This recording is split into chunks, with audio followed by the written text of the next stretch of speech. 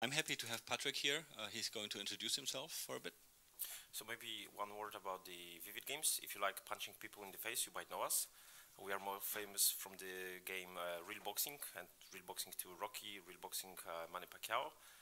This year we released 3 mid-core games and we are looking for more for the next year. So if you are developing something, please contact me after this. And one word, one sentence about me. For last 10 years, I was working in my own studio, so I was on this side. And for next 5 years, I was consultant for venture capitals and indie developers. I was helping them raise the money. So I guess this is the reason why I'm here today. For the last year, I'm head of marketing and actually now head of publishing at Vivid Games. So again, please do contact me if you have any cool games in the pipeline. Yeah, a little bit self-advertising. Who I am, just Google my name and we just shorten this up. So you're all here because you're either designing or developing a game, you're running an indie developer company, or you maybe already have a publisher, investor, God knows what, and we want to talk a little bit about that conflict. So the first conflict I would like, the experience from Patrick is like, if you're developing a game, are you a game creator or are you running a company as a CEO? These are two different things, and usually indies do like both in one. Yeah, so the problem is that the industry is very product-centric. So we build products, but we often forget to build a company. And one of the examples, just to give you the image of the problem is, you raise the money, you go to a publisher, you get the money from the publisher, like minimum guarantee. The publisher guarantees to spend money on marketing, and when you finish the game, the game goes on the market, and suddenly you don't have the money because until the publisher will recap everything, you just sit there and wait for the first payment, and that's the problem. Many companies, many studio owners, they don't think about that because they design a product, they don't design a company, and suddenly at the end of the process, it might be a big problem for the whole studio and for the 5 people you just hired. And you need to. We have a strategy for building products. We have a process of iterating them, but we actually sometimes forget to have the strategy for the company, and this is often a big problem for the young studios, especially. Specifically because young studios lack, you might have great game designers, programmers, but business knowledge usually is absent in most startups or companies. Usually you have a plan A and a plan B. What did you mean with plan C? Well, exactly that. So what happens after we publish the game? What happens with the studio? What happens with the people? Again, the market is very product centric, so we care about the products, but we forget to plan for the future. And so what's your advice? When studios have a publishing contract, they pay the burn rate and everything. The development of the product goes well. The product is being launched, and it takes a while until additional money comes in. What should the developer do to fill this gap? I call that the black hole. I have seen more companies dying after they release a product than actually doing their second. So what's the good viable strategy there? It's funny called black hole because the studio called Black Hole actually bankrupt after after releasing one of the best heroes of Might and Magic just because of that. And it's kind of fun to think about this because it was like huge studio, over 100 people, and they definitely had that business knowledge, yet they still failed to fill the gap. So I think right now on the market there is so much money, especially from the investors, venture capitals and private investors, that you should think about approaching them much earlier. Like if you have a game in the pipeline, if it's even if it's in early stage, approach the investors and sell the company, because one of the biggest mistakes is that developers approach publishers and investors in the wrong way, like in the wrong order. They go early to publishers, trying to sell the company, trying to sell the investment in the company, because they don't have the product yet, right? So they try to sell They read all those articles about creating a good pitch deck, and they pitch the company. But publishers, they are not really interested in equity in your company or like investing in more than the product. We as publishers want your good product. Obviously, we care about the company. If you have the money, if you are focused on the development, this is important for us because this will allow you to deliver a good game. So it's not like we don't care, but we don't really want to invest more than in the game. So while you are developing a game, approach the investors. And I think if it's not hyper casual, you will have enough time to actually find the right investor. And like I said, there's so much money on the market right now that you just need to look. Just be very. It's funny that you say there's so much money in the market, and I know that from a fact that most companies have one big problem, which is money. And you're saying, hey, there are so many investors and publishers and stuff, with money in their bank, who are looking for really good products. So how do I approach those two groups of people efficiently? Where do I find them? So first of all, you need to be smart about that. You don't approach like venture capitals that invest in a big. There are some venture capitals that they invest no less than 30 million euros, right? So you select the right investors and you approach them.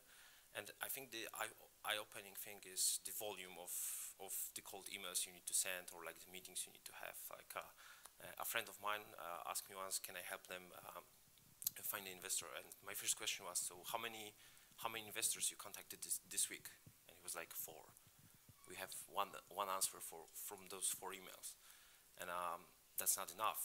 But I guess that most of these people don't even know where to look for investors. Where do they hang around? Is there an email list, a forum? Is there Snapchat? Or so where do we get in? If I would find an investor, I know some rich people I could approach, but where do I get a list of people to email to, or yeah? Find So them? there's angel.co. You can go there. Every country they have a list of investors. Like the venture capitals, they have to be listed like officially. So you can actually go and find a website run by government, and they list all the venture capitals, and you can get the emails from that. So it's actually it's not that hard. You just need to put a little bit of effort. And like I say, you don't contact four leads. You contact like 200 people a week. So it's like shotgun. Like if you hit one, you're lucky. I mean, I think most of these people here have no idea how to talk to investors as well. Where do you get that skill from? Because the expectation of investors are different than, you're pitching your game to an investor. The investor does like, he wants potential, a dream. You're telling him, oh, we will do 10 million a year, and we just need $500,000 from you, something like that. Yeah, obviously the pitching investors is very different from pitching publishers, because when you pitch publishers, like I say, we care about the studio, so we wanna learn about you, but the game will speak for itself. When you approach investors, they actually don't know anything about the game, but it's same as on the startup market. You don't sell, or the stock market, you don't sell what you have, you sell the future. And investors, they'll be interested in, okay, if you don't have that business experience, they might be able to help you. Like a lot of venture capitals, they actually help developers or designers or artists to learn, because they are not only to give you money. If you're looking for an investor, look for someone who can actually share the knowledge with you. They are there to help you. Not only with funding, but also with knowledge. And if you feel that, be honest with them. They will know that you don't have the business knowledge. They will see that they basically, the main thing is to do business. You know about the product, you know about the industry, you know stuff about the industry, you know how to design product, sell that. If you have good people on the board, in the studio, sell that. If you have a plan you need to have a plan for the next game, like what I'm gonna do if I fail with the first one. Did you approach the publishers already? Do you have feedback? They wanna know that. They wanna know you are proactive, but don't lie about stuff that you are not good at it. Just look I have seen that. We have audited developers who claim they have 17 developers, and you visit them, and there are just 4 people there. Yes. So that should not happen. So when, investors, I know it's a difficult bunch of people because they have a different language, so not everybody here might be able to. So we turn to publishers, we know, to Vivid, to Congregate, to whoever there is in the world. And some of us think, oh, fuck publishers, I just self-publish. That's a terrible idea. Why is that? I mean, like a few years ago, I actually had bad experience in my first company. I had really bad experience with the publisher. They didn't pay us what they supposed to do. They were really pushy about us sending them the final build to submit to Apple, and instead of that, we sent them contract termination, and we self-published. We then self-published 3 next games, and we actually earn enough money to continue to grow. But when I look at those games today with all the knowledge I have by working at Vivid Games, I see that we lost so much money, right? So like publisher is not. I often hear from the developers that I showed the game to Apple and they said they like it, so I'm gonna self-publish now. But it's not only about getting that feature 1 time or like 2 times. It's about the exploiting every possibility to grow. Like at Vivid Games, for example, we are developer and publisher. So I think this is really cool because we have to deal with developers on daily basis. The devil's in the details. From my experience I have is that, developers have a feedback loop for learning how to do proper games and publish them for like once per year, roughly. If you do faster games, that's okay. But publishers publish like a dozen a year. So they have much more knowledge, about the small little details here and there, how to publish correctly. They have personal contacts to Apple, to Google. They can get you featured. They know user acquisition, the marketing, IP, branding, worldwide markets. They have a partner network, lots of stuff. So self-publishing is like the exception. Because there's an effect called survivor's bias. I don't know if you heard about that. So we all hear the stories about this one guy making a game, releasing on Steam, and doing 20 million. This is what we call survivor's bias, because you only hear these great stories like 5-6 times a year, but the thousands of games which fail, you never hear about. So be careful. It's a little bit like saying I won the lottery. So if you are like consistent enough and you're gonna like buy the ticket every week, you're at some point you're gonna win, which is actually not true. I mean, maybe when it comes to like almost half of the games on the App Store that are featured, that they are paid games. So maybe if you are creating a paid game on mobile, that actually might be a good idea to self-publish. But free to play is definitely like I think it's too hard. And I go over like 300, 400 games a month, and sometimes it's funny that it's not funny. It's actually sad. Okay, just what he just said. He's going over 400 games a month. That's your competition. So if you go to him and show him your game, does Vivid want to publish it? He already killed 400 just the last 4 weeks. And what's the main reasons why you kill like 99% of the games which have been pitched? We are just approached at the wrong stage.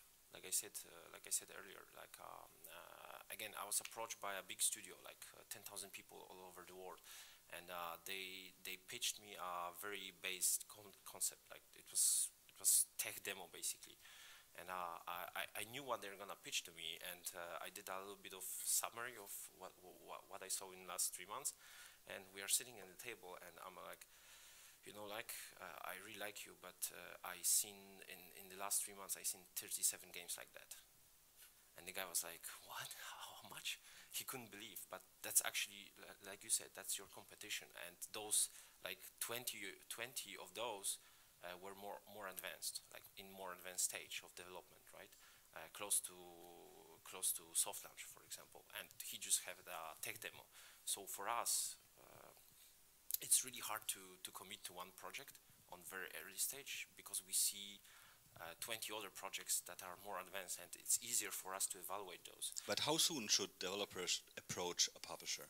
As soon as possible. Like many mistakes, like one of the biggest mistakes that developers are making is the mismatch between the target audience and what I'm actually creating. And it's funny because the biggest mistakes are made by the studios that secure the funding, because they don't care about approaching developers. Okay, so we sold the vision to investor, for example, right? They get money from the investor, and they go straight to the execution. And for example, I saw the hyper-casual game with IP attached and in pixel art, which is absolutely horrible idea for the hyper-casual game. And the prototype for that hyper-casual game was actual hyper-casual game.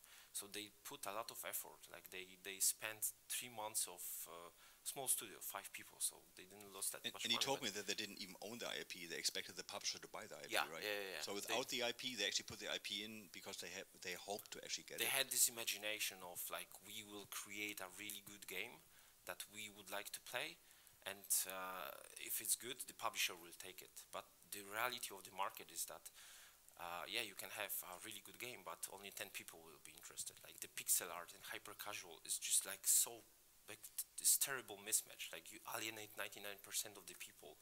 So this is like one of the key lessons, right? You know, you should go to a publisher as early as possible, because you get the negative feedback, you know, or the potential mistakes you do really early on. Publishers are there to help. They're interested to actually get a good game from you, right? Because they're just getting 99% crap all the time. So when you go to them early and talk to them, they say, that might work, you know, and then you at least know you're on the right track. You know, if they tell you, listen, you cannot get the IP because it has been sold to Disney, and pixel art is a really bad idea for their target audience anyway, you can learn, you can correct your way early on, and not go to them with a playable, you already worked your ass off for a year, and then you get the message like, that's not possible to market, and you're like, you know, your dream just shattered. So partner up with publishers, they're really helpful. You know, they want good games, meaning that they're not there to say no, you know, they're there to actually help you make good games. So approach them early, you know, you have to have something, of course. You have to be a, you know, king of the pitch, how to actually show your game, promote your game, you know, how it should look like, the vision, so that the publisher gets excited. And then the publisher might actually help you, you know, the kind of with like prototype funding maybe, or point you to someone who can do that, you know. Give his network to you, his support, his knowledge. Because a publisher, remember, if they publish 12 games a year, some of them fail. That knowledge, the learnings from that, he can give you, and usually for free. Yeah, that's true.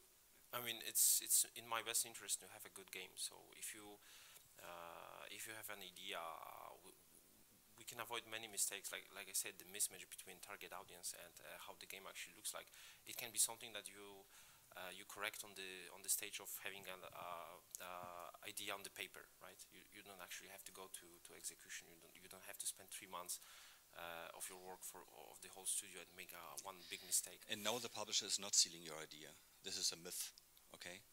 No, they don't. So I think we are open for questions now. If there are any questions to publisher experience, fails. You know, when we look over 400 games a month, you can imagine what kind of overview we get, what developers are actually currently working on.